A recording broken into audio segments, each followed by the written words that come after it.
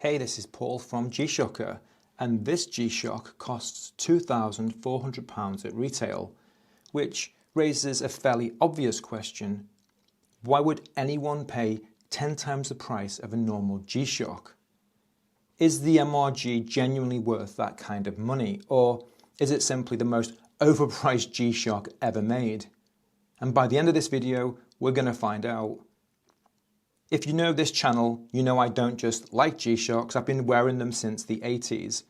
I currently own over 100 of them, everything from the standard GWM 5610 all the way up to Mudmasters, Frogmans and the premium MT-G line.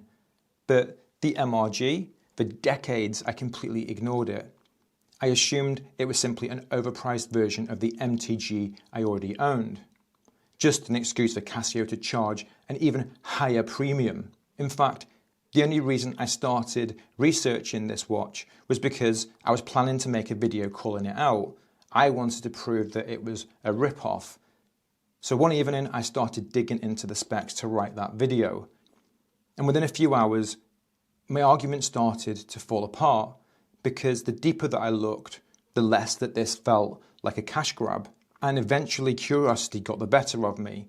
So instead of making a video roasting it, I did something that I genuinely never expected. I bought one. The MR-G G1000. My very first MR-G. But even after spending my own money, I still wasn't 100% convinced it was worth the price tag. And so I kept digging. And during that research, I discovered one specific detail about this watch that completely changed how I saw the MR-G line. But to understand why this detail is so impressive, you first have to look at the incredibly difficult canvas that Casio chose to work with. So when I first handled this watch, I expected it to feel heavy, like the steel of my MT-Gs. Instead, it felt surprisingly light. That's because the entire case and bracelet is made from grade 5 titanium, not the softer, standard titanium that you usually see. This is an aerospace grade alloy widely used in high-end watchmaking. It's stronger, harder, and notoriously difficult to work with. And Casio didn't stop there. They protected the dial with sapphire crystal. And sapphire is incredibly scratch resistant, but it's also more brittle than mineral glass, meaning Casio couldn't just swap the material. They had to over-engineer the entire bezel assembly just to protect the glass from G-Shock level impacts. Then there's the surface treatment. The case and bracelet are coated in DLC, diamond-like carbon. Now, DLC is incredibly hard and scratch resistant. It's used in aerospace and motorsport, but putting DLC on titanium introduces a major problem. Even though grade 5 titanium is strong, compared to a diamond-like coating, the metal underneath is still softer. And if the watch were to take hard impact, the titanium can dent. And because the DLC coating is so rigid, it shatters and flakes off. And engineers call this the eggshell effect. So Casio didn't just spray on the coating. So before the DLC even touches the watch, they put the titanium through a deep layer hardening process. They actually alter the surface of the titanium itself, making it 4 to 5 times harder than normal. And only then do they apply the DLC, creating a rock-solid foundation so the coating won't crack. So you have a watch made from one of the hardest titanium alloys, chemically hardened even further, and covered in one of the toughest surface treatments on the planet. And that brings us back to the detail that most people don't notice. If you look at these perfectly mirrored edges on this case, getting that finish isn't normal. It's done using a technique called Zaratsu polishing, and it's a traditional Japanese finishing method most famously associated with Grand Seiko. And discovering that the MR-G line uses that same technique immediately made me look at this watch differently, because Zaratsu isn't just a polishing style, it's an entirely different way of finishing metal. Instead of polishing with the side of a wheel, the metal is pressed directly against the flat face of the wheel, and this produces a perfectly flat mirrored surface with no distortion in the reflection. It's slower, more demanding, and incredibly hard to execute well even on standard steel.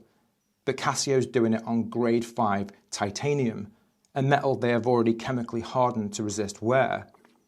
And that was the moment that the MR-G finally started to make sense to me, because the MR-G isn't simply an expensive MT-G, it's Casio attempting to build a true luxury watch without abandoning the thing that made G-Shock famous in the first place: toughness, engineering and reliability. It's trying to combine two worlds that rarely meet. And the engineering of the case is where that idea really becomes clear. Most watches use a fairly simple structure: case, bezel, case back. The MR-G case is far more complex than that. It's built from multiple individual components, and each part manufactured separately, finished separately, and then assembled into the final case. This allows Casio to create sharper edges, more complex geometry, and extremely precise finishing. But more importantly, the case itself becomes part of the shock protection system. Casio uses what they call a clad guard structure. If you look at the crown and the buttons, they aren't just sitting exposed, they're housed inside dedicated metal guards. And inside those guards, they're packed with a proprietary material called alpha gel.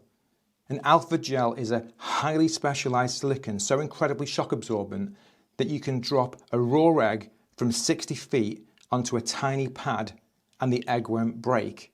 What? That literally blows my mind and defies physics. And that is the material Casio's using to protect the delicate gears of a luxury watch. Even the 4 screws on the front aren't simply decorative. They hold sections of the case together under controlled tension, allowing tiny amounts of movement during impact. A small detail perhaps, but one that says a lot about what this watch is trying to be. And another detail that I found fascinating is exactly how these watches are built. MR-G models are assembled in Casio's Yamagata factory in Japan on their premium production line, but they aren't built on a standard factory floor. They're assembled in a highly purified, clean room where workers have to pass through air showers just to enter, ensuring not a single speck of dust gets into the gears. Again, mind blown. And the people building them aren't standard technicians. Before one leaves the factory, it's assembled and inspected by certified Meisters, watchmakers who train for a minimum of 7 years to reach that level. They check hand alignment, case finishing, bezel reflections, bracelet articulation. So alongside all that brutal, heavy-duty engineering, there's a surprising amount of meticulous human craftsmanship involved.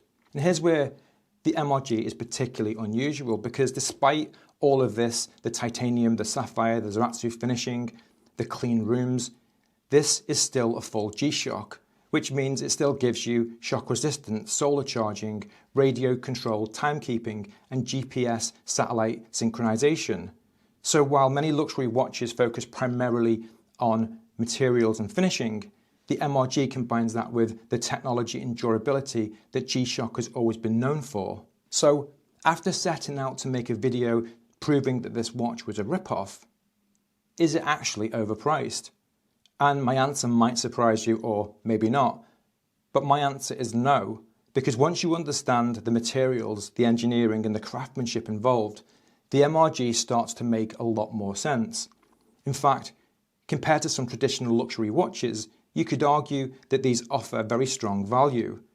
But $2,400 is still a lot of money for a watch, and everyone has a personal limit on what they're comfortable paying. And for me, that limit exists too.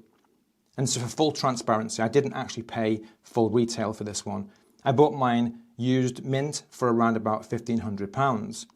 And at that price, it felt a much easier decision, because while I can absolutely appreciate what Casio has built here, at some point, the price simply goes beyond what I'm personally comfortable paying. And that's okay, because value in watches is always going to be a personal thing. So I'm curious, after seeing what actually goes into these watches, have the details in this video changed your mind at all about the MR-G line? Please let me know in the comments. And if you enjoyed this video or found it useful, please consider liking and subscribing. This has been Paul from G-Shocker. Until the next one.